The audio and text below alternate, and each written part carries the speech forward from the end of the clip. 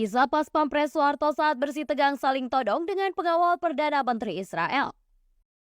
Selama menjabat sebagai presiden, kehidupan Soeharto memang sering menarik perhatian publik. Di era pemerintahannya, pas Pampres pernah menghadapi momen yang menegangkan ketika mereka menodongkan pistol ke arah Perdana Menteri Israel. Cerita ini dimulai dari pengalaman seorang jenderal TNI yang pernah saling todong senjata ke pengawal pribadi Perdana Menteri Israel ketika Presiden Soeharto berkunjung ke New York, Amerika Serikat. Dalam buku Warisan daripada Soeharto yang diterbitkan pada tahun 2008, Jenderal TNI tersebut adalah Letnan Jenderal TNI Zafri Samsudin yang pada saat itu merupakan anggota pasukan pengawal Presiden Soeharto. Pada 22 Oktober 1995, Presiden Soeharto menginap di lantai 41 Hotel Wardrop Towers di kamar suite presidensial dalam rangka menghadiri acara PBB di New York.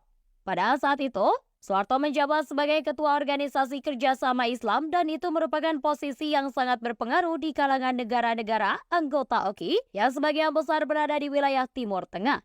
Oleh karena itu, Perdana Menteri Israel yang pada saat itu yakni Yitzhak Rabin berkeinginan untuk bertemu dengan Soeharto di hotel tempatnya menginap. Yitzhak Rabin datang bersama 4 pengawalnya yang berasal dari Mossad, pasukan khusus Israel, untuk menyampaikan keinginannya bertemu dengan Soeharto.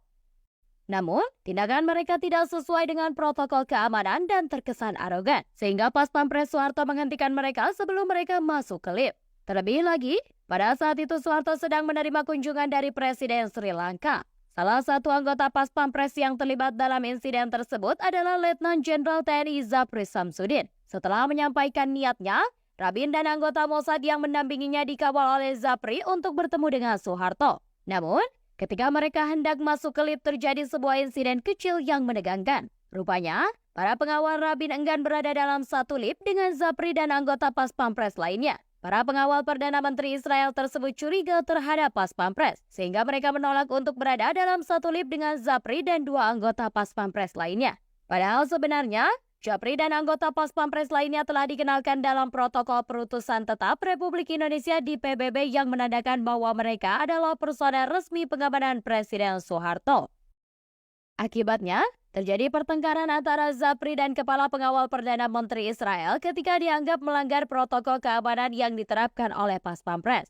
Dengan gerakan refleks yang cepat, pengawal Rabin secara tiba-tiba mengeluarkan senapan mesin Uzi dari balik jasnya. Pengawal Perdana Menteri Israel berusaha menempelkan ujung senapan kecil untuk mematikan pada pesut Zafri dan mencengkram leher Zafri yang kuat.